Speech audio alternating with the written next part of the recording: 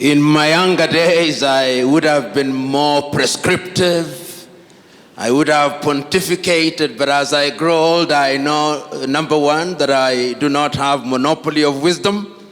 And what I do is to share my thoughts with you and to make suggestions which may not necessarily be true, but they constitute my opinion on the subject at hand. And that is exactly what I intend to do on a subject on which I do not claim expertise. What I have done is to prepare a paper which will be circulated, and I've prepared it in two forms, in the PowerPoint form and in the Word form. I will speak to the paper without reading the paper, and in that way, I believe we'll interact a lot more. And my paper is entitled The Vision of the Founding Fathers, Looking to the Past to Inform the Future. And I will be alive to the fact that the element of religion is at the heart of the theme that is being interrogated this afternoon. When I was thinking about the paper, the first question that I asked, who are the founding fathers, or who are the founding fathers that the framers and organizers of this conference had in mind? And I was convinced that they must have had in mind some of the key figures that were present in the 1940s and 1950s and 1990s up to 1980s, and indeed up to the 1990s, who participated in the liberation of Africa.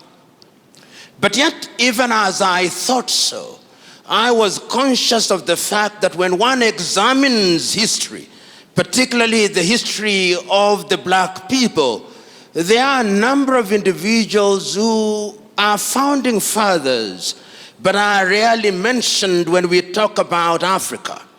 One of the individuals who came to my mind is a great South African about whom we say very little, Pixley Kaisaka Seme. The South Africans in this assembly will be aware of that great South African who was one of the founders of the African National Congress. And if they care to examine some of his early works, they will also be familiar with one of the greatest speeches ever delivered by an African, delivered at the University of Columbia in the month of April 1906, titled The Regeneration of Africa. Those who have had the privilege and honor of examining that piece of writing acknowledge that Pixley Kaisaka Seme was very conscious of the status of Africa as it was in those days. You will remember that by 1906, Africa had suffered the fate of partition in Berlin, and that it had been partitioned, as we know, amongst the European powers. Prominently, the Germans had their share in West Africa. They had their presence here in Rwanda and Burundi. They were present in what was then Tanganyika. The French were present. The Portuguese were present. The English were present. The Belgians were present. The Spaniards were present. The Arabs were present, although they were not part of the club that partitioned Africa in 1884. And therefore, when he was talking about the whole idea of the regeneration of Africa, the choice of his words, because he was speaking in a foreign tongue, which I am speaking in this afternoon, he was very clear about the words that he chose. He talked about the regeneration of Africa. And when one talks about regeneration, it means that there was an Africa which had a certain level of development, and that had suffered at the hand of the foreigners, and therefore it needed to be regenerated. Those of you who are familiar with the thoughts and works of Senegal's Anta Cheikh Diop will know that Anta Cheikh Diop does recognize that there was indeed an Africa which had certain levels of civilization. In fact, the more romantic historians suggest that when Europe and Europeans were still living in the caves in the western part of Africa, there were organized kingdoms and that there were libraries which rival the largest libraries in Africa today. Indeed, those of you who are students of religion like Professor here will know that people like Augustine of Hippo or Athanasius, some of the early thinkers in religion, were resident in what may today be called the Maghreb. In other words, therefore, when Pixley Kaisa Kaseme was speaking in 1906, and he was talking about the regeneration of Africa, he was telling us that Africa needs to rediscover herself and that Africa needs to move a notch higher in order to find her pride of place amongst the community of nations. It is instructive, therefore, that the works and the ideas of Pixley Kaisa Kaseme were to be picked and developed a little later in time by other great African thinkers, yet one who is seldom mentioned, James Emmons Kwegyir of Ghana, normally referred to as Agri of Africa. Many of you, particularly the Ghanaians who are here, will remember that James Emmons Kwegyir was the first Ghanaian to earn a PhD and one of the early African leaders of the famous Achimota College in Accra, Ghana. And James Emmons Kwegyir was indeed very clear in his mind. The story is told of James Emmons Kwegyir, which I'll relate to you now that I have more time than was allotted to me. And the story is one that has been told by different people in different ways, but even if I retell it in the manner which offends the original story, my point will still be made. The point is this. He said, and he remembers as a teacher, that at one time there was a poultry farmer. And he says that this poultry farmer could only keep one thing, because when you're a poultry farmer, you only keep chicken. But he remembers that at one time, some of his chicken that he was keeping strayed into the bush. And when they came back home, there was within their ranks another chick which did not look like them. It was the chick of an eagle. And one day, after a passage of time, a naturalist came to the farmer and saw the eagle in all its splendor. And he said, "This is not chicken, this is an eagle." But the farmer said, "I know.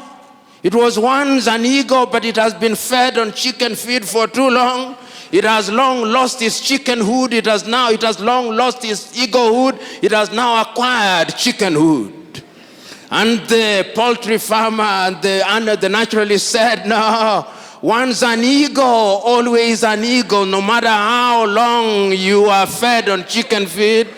And the naturalist said, the farmer said, "I want you to demonstrate." And in the evening, he put the chick on his palm and urged it to fly, but it refused to fly. And the story is told, the farmer said, "I told you. It was once an eagle, it was fed on chicken feed, it has lost its eaglehood, it is now a chicken." But then the following day, the naturalist came early in the morning, and as the sun was rising, he put the chick on the palm of his hands and urged it on, and it flew and never came back again. And he said, "I told you, once an eagle, even if you feed it on chicken feed, it will remain an eagle." And he said so animatedly, it is reported, that is who an African is. He could have been fed on chicken feed, but it has never lost its eaglehood. James Emmons Kwegyir was underlining the fact that no matter how devastated you are, you will always have that inner self. And I think the person who captured it in order to lay the basis of this as an artist is a man that we call Wole Soyinka. The many of you who are Nigerians here will remember Wole Soyinka's famous writing, "The man died, the man died, the man died, the man in you must never die," and the man includes the woman. And I'm laying this basis for us to understand that when we talk about forefathers, we must never forget individuals such as Pixley Kaisa Kaseme. We must never forget people like James Eman Kwejiragri. We must not forget people like Cheikh Anta Diop. And if we want to go into the diaspora, we must never forget individuals such as Marcus Garvey of Jamaica. And we must never forget individuals such as W.B. Du Bois. And one of the things that they underscored in those early days, before I come to the forefathers that we are much more familiar with, is that Pixley Kaisa Kaseme, in his writing and his speech, which I've already talked about, he said, in order for Africa to realize our potential amongst the Committee of Nations, there is only one thing that must define African relationship with other civilizations. He called it multi-dimensional osmosis.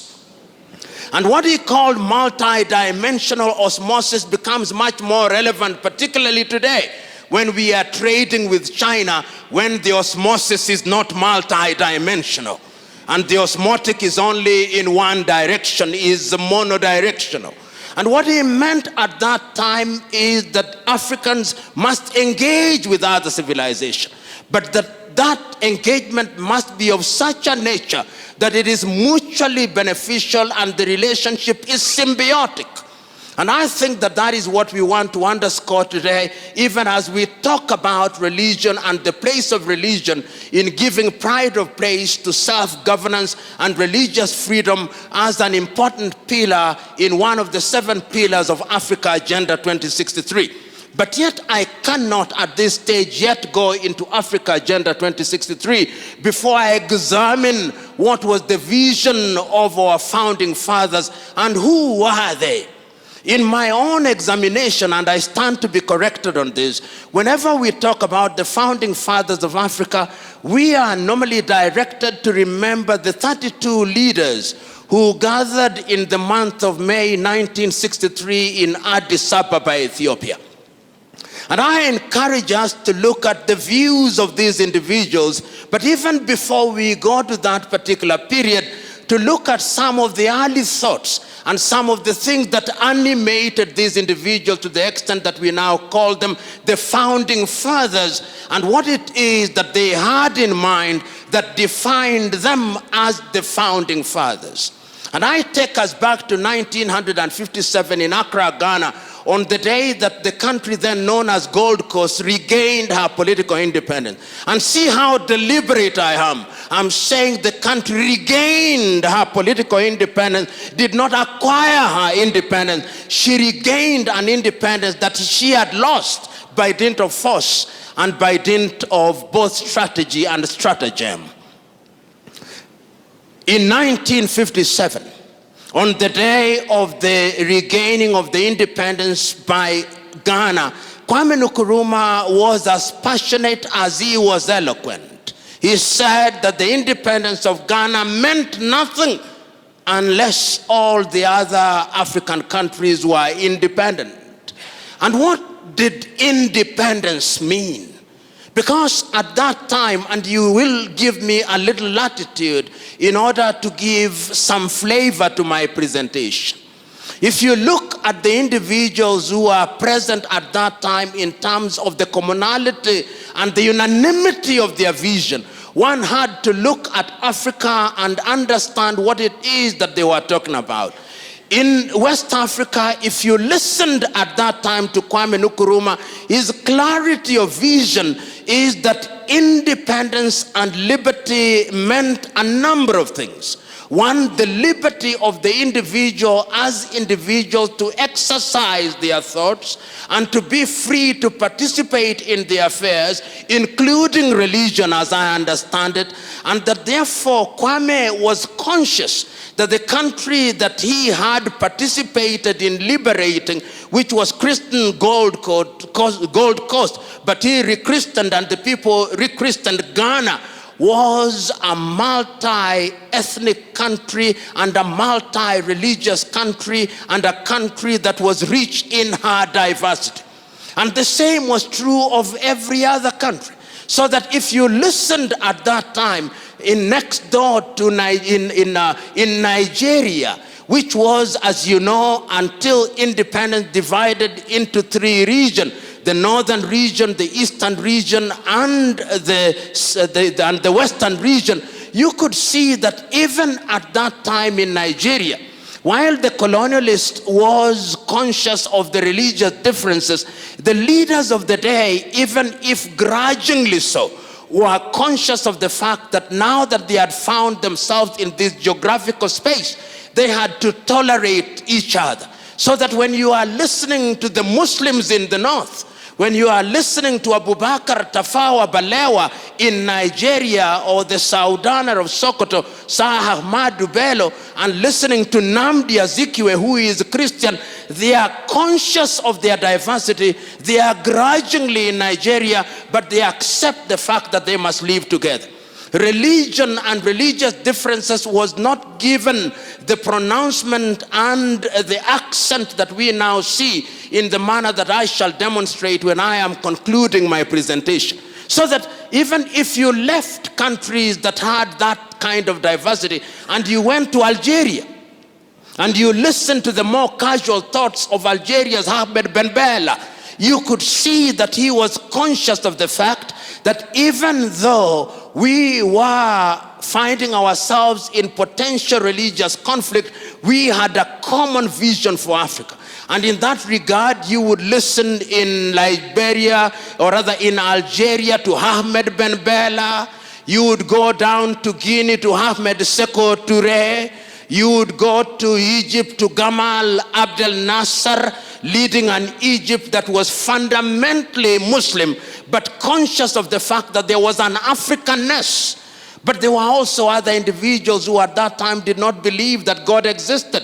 They were persuaded that there was something called materialism, that they were persuaded by a different ideology. But even in that appreciation, they were conscious of one fact, that there was a continent called Africa, and that Africa was a continent that needed to move in one direction. And you will discover such individuals when you come to Kenya, when you come to Tanzania. We talk about people who are Christians, committed Christians, such as Julius Kambarage Nyerere. And you went down to the people who did not quite believe in Southern Africa, like Agostino Neto or Samora Moses Machel at that time. But what is critical for our presentation is that in May 1963, 32 leaders congregate in Addis Ababa, Ethiopia, at the invitation of Emperor Haile Selassie.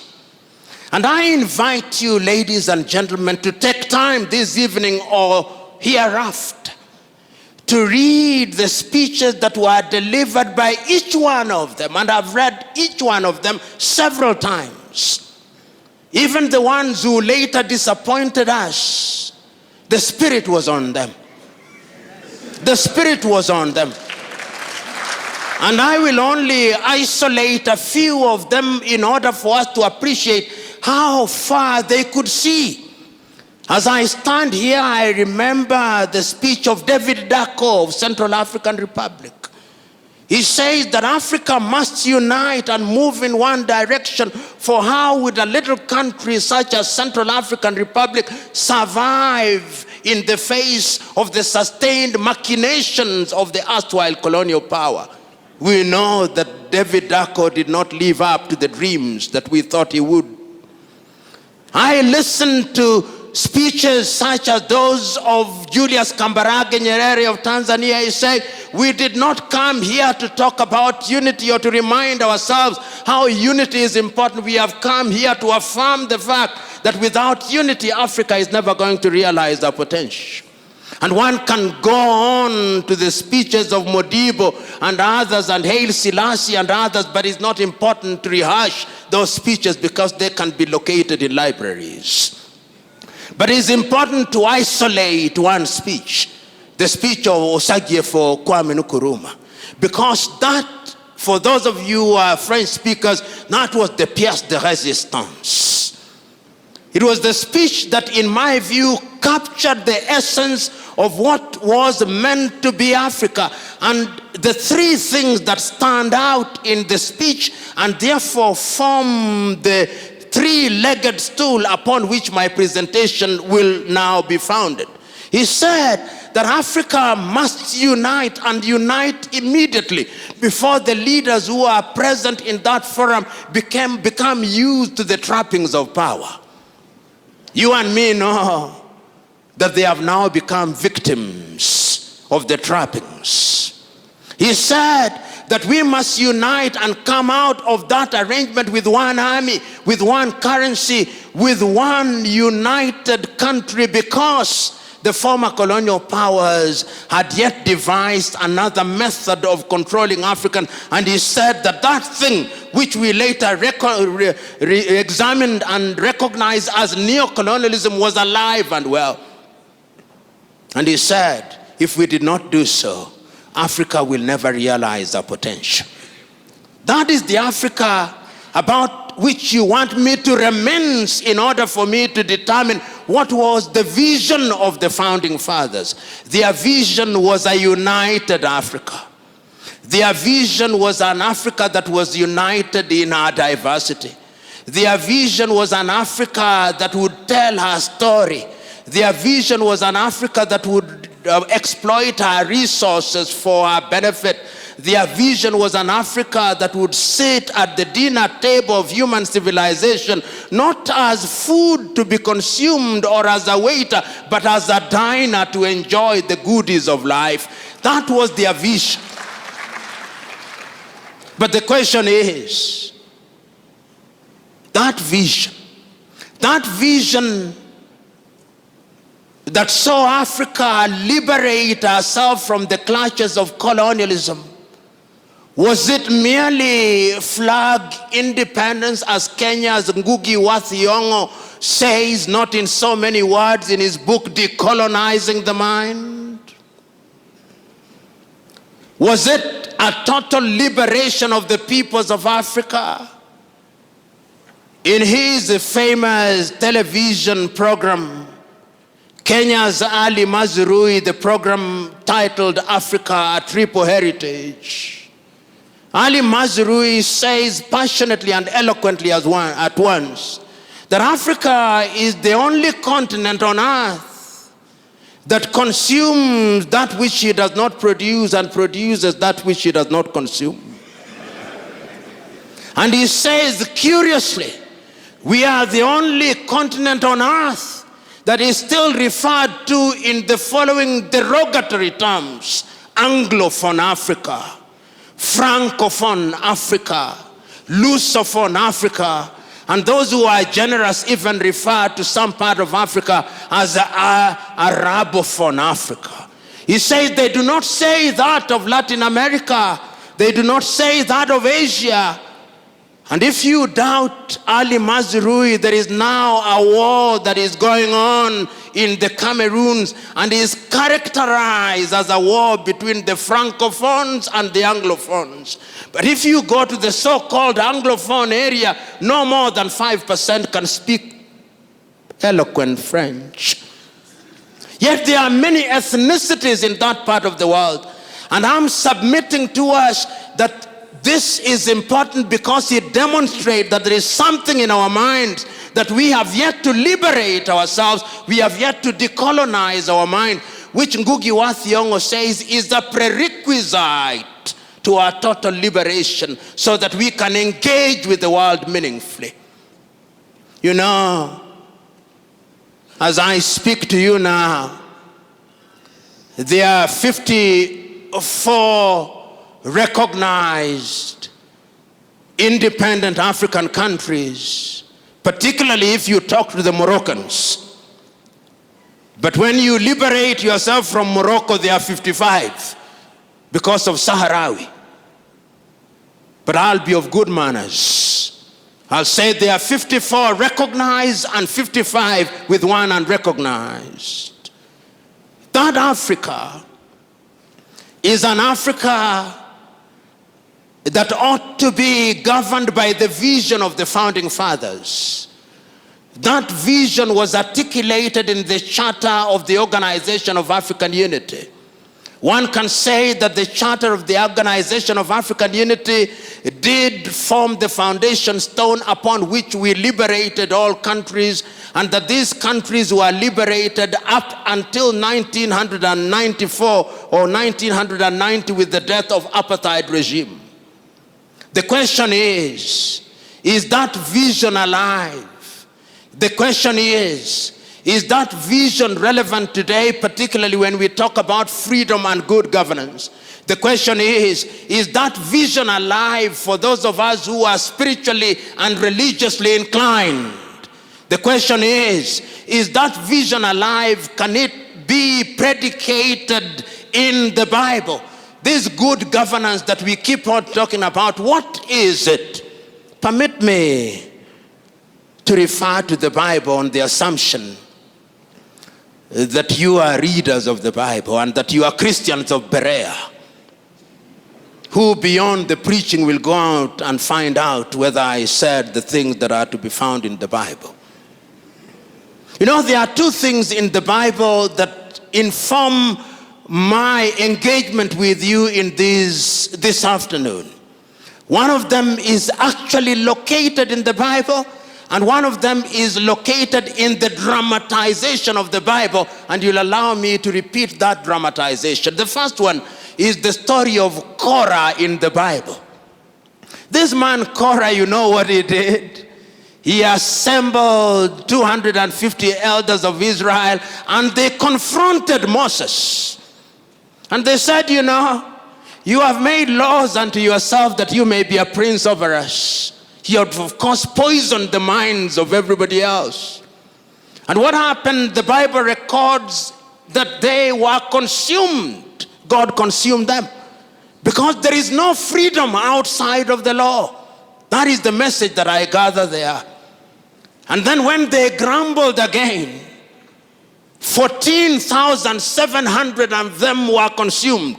Those of you who are readers of the Luo Bible, there is a mistake in the Luo Bible. They say 14,800. They were actually 14,700 were consumed.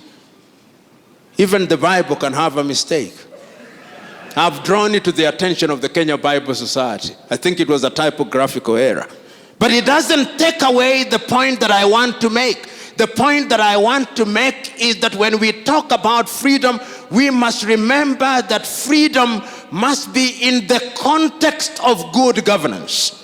And that good governance must be in the context of the individuals with certain moral values. Mwalimu Julius Kambarage Nyerere articulated it very well in the Arusha Declaration in 1967 when he said that a country must be governed by certain ideals and certain taboos. The things that you don't do and the things that you can legitimately do for the better good. So that even in the Bible, when we talk about the vision of the founding fathers, even without their having been Christians or unanimity as to whether they were picking it from Christianity, there is a sense in which there is a possibility of situating this vision in the Bible. The second element in the Bible that I want to talk about is the dramatization. The time that was allotted to me is about, but remember, I'm also consuming the time that was allotted to Professor Mwencha.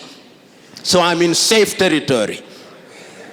And I'm conscious that the law of diminishing returns is operating after lunch.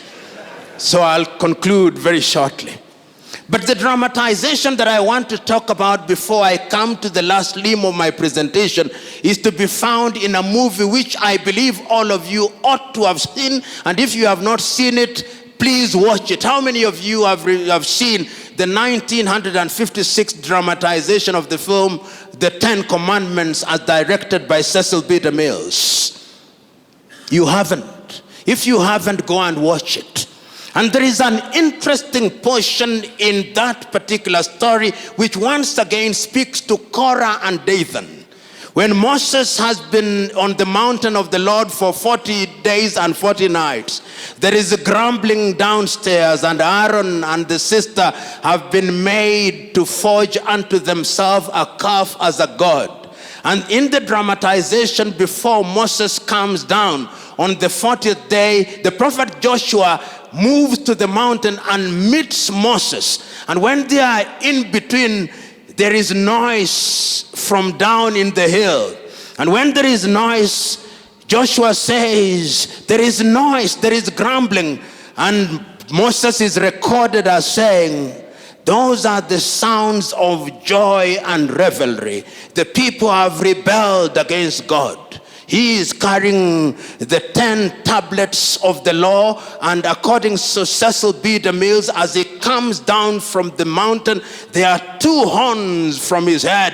Kiran comes from his head. Kiran meaning horns in Hebrew. And when he comes down, Dathan confronts him and says, you have made unto yourself laws that you may become a prince over us. We have freedom. And Moses says, there is no freedom outside of the law, and those who will not live by the law shall die by the law. And that is the point that I wanted to make. That all civilizations, our founding fathers were convinced that we had to have a legal regime. And this is the basis of the constitution that we inherited from independence. But these constitutions were not homemade. And that is why you see that no sooner had we settled with this constitution than they started being disrupted. But the point I want to make before I come to the constitution is an important point about their vision. This is about a meeting that took place in Cairo, in Egypt, about the doctrine of the inviolability of the boundaries of African states. Because at independence, there were those who took the view that Africa should redraw her boundaries. Those of you who are from Cameroon will be aware what happened between Cameroon and Nigeria. You will also be aware of the events that took place in Nigeria when there was an attempt to divide the country into 3, leading ultimately to the Biafra War. Those of you who are familiar with the country that was then known as the French Sudan, now known as Mali, will know the attempt that were made at that time. Those of you who are familiar with what was called Tanganyika, which later became Tanzania, will know that fact. Those of you who are familiar with the country that was known as Northern Rhodesia and now Zambia, and the one that is now called Zimbabwe, will know that. Those of you who are familiar with the history of Southwest Africa, now known as Namibia, will be aware of all these activities. So the first thing that the leader said, whether we are Muslims or Christians or animists, as we are called by other people, we shall live in one geographical territory, because the God that we worship is a God of diversity. He's the God that says that there is no Jew nor Gentile. And it must mean, if you are addressing us in Igbo or in some Nigerian language, there is no Yoruba, no Igbo. That, I think, was the vision of the founding fathers of the day. And that is why I think that when we are going to the future, the African leaders recognize one thing, that the OAU Charter as was constituted was only important up to a certain stage in the life of Africa. And that is why in the year 2013, the statutes that constituted the OAU were revisited and the African Union was created. And when the African Union was created, it was created on the assumption that if we had lost 50 years, we were now going to deal with Africa from a totally different dimension and perspective. But one must ask, what is it that had informed the leaders at that time? there were a series of things that had happened in Africa, in my view, which things informed their decision. You'll remember as early as 1960, when we had barely settled in independence, the first political assassination in Africa was the overthrow of Togo's Sylvanus Olympio. And immediately after that, the murder of Patrice Emery Lumumba in 1961. And thereafter, there was a series of coups d'etats, some of them which were being informed by religious factors. So 2013 or 1981 becomes the year, 1990 rather, becomes the year when we begin to see the re-emergence of Africa. But that is not what is important. What is important is what happens in 2013. And I'm inviting those of you who are present here to go and look at the letter that was read, the imaginary letter that is written by the then chairman of the OAU Council, the South African lady called Nkosana Dlamini Zuma. It is an imaginary letter that she writes to Kwame Nkrumah. And it is written on the basis of Agenda 2063. And she writes to Kwame Nkrumah in so many words, or rather in effect she says, that I look forward to an Africa where there'll be unity amongst all African states. I look forward to an Africa where there'll be a railway from Addis Ababa, Ethiopia, to Dakar in Senegal, where there will be communication from Suakin in Sudan to Luanda in Angola, from Cape Town to Cairo, and that where the Democratic Republic of Congo shall become the hub of industrial activity, and that East Africa shall become the hub of ICT. West Africa will be industrialized, where gas will be piped from Tanzania to West Africa, and oil piped from Nigeria to the rest of Africa, and where there'll be harmony. And if you look at the 7 pillars of Africa Agenda 2063, one of them is that the guns will be silenced by the year 2020, so that we'll no more have South Sudan.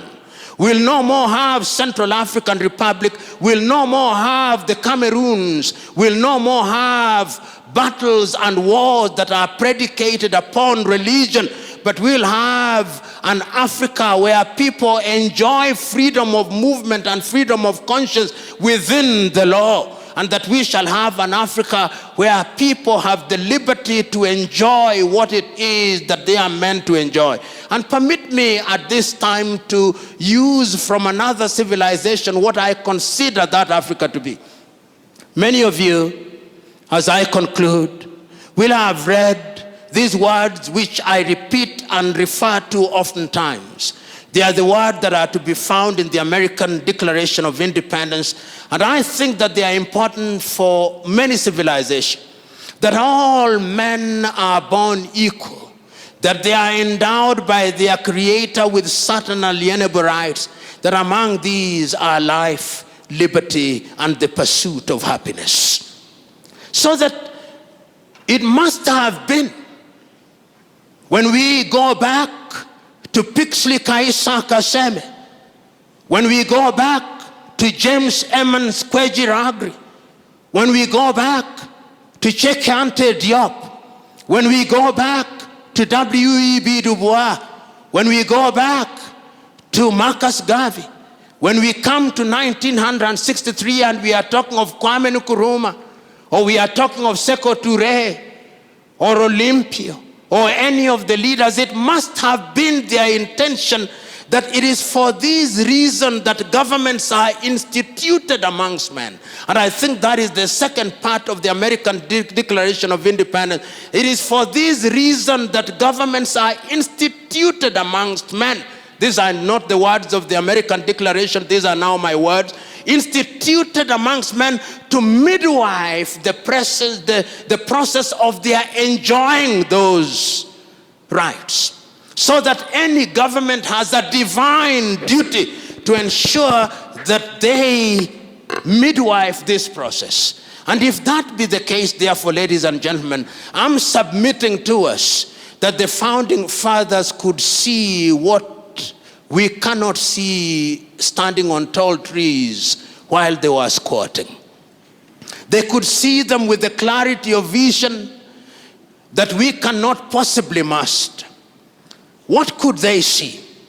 They could see that in order for Africa to realize our potential, the people in Central African Republic cannot run a war that is based on the fight between Muslims and Christians, that it cannot be right.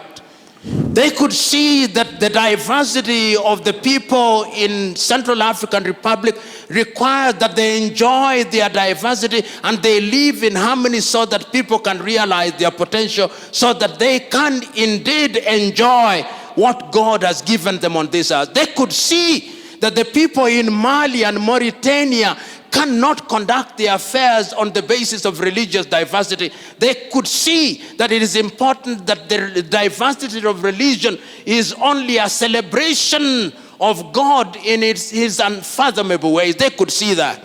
They could see that indeed, even in South Sudan, they cannot conduct their affairs on the basis of religious difference. And I'm submitting to us, therefore, in a nutshell, that our leaders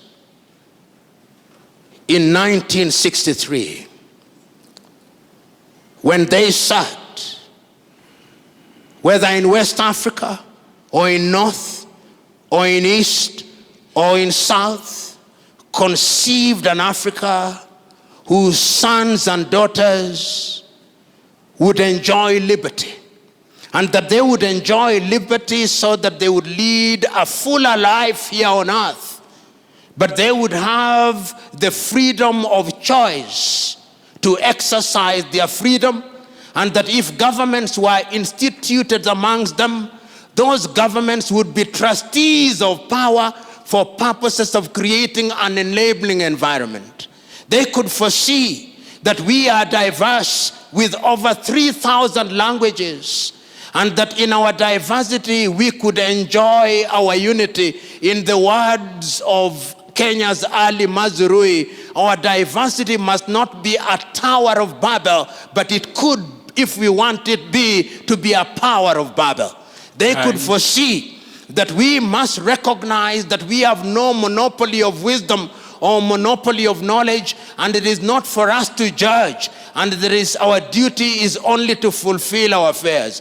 It is in this regard that I see Africa Agenda 2063 as a useful document that attempts to project into the future and to remind us that in 2063, when some of us may be alive and well, that Africa will be a continent that is respected and is not referred to in derogatory terms, whether when it is convenient we are developing, when it is not convenient we are developed, when it is convenient we are the dark continent, when it is convenient we are a rising continent, that we shall, in the words of Patrice Emery Lumumba of Congo, be in a position to tell our story, however bad that story is. That is the Africa that Kwame Nkrumah must have seen.